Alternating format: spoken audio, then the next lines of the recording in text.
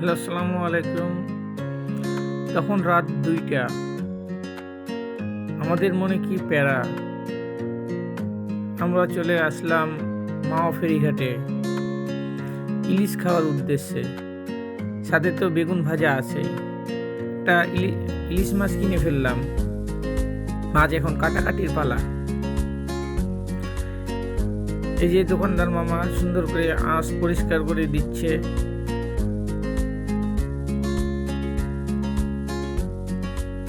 এই যে কাটা শুরু করছে।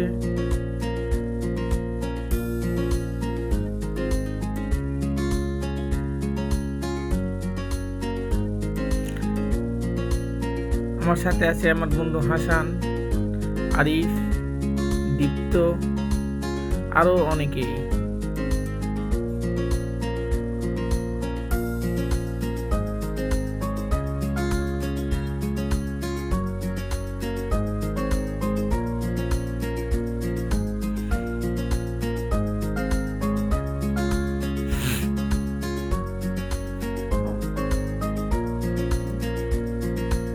এই যে কাটাকাটি শেষ, ধোয়াধুয়ির পালা। মাছ ধুয়ে আমরা চলে যাব মাছ ভাজার উদ্দেশ্যে। এরপরে মশলা মাখানো হচ্ছে মাছে দেওয়ার জন্য।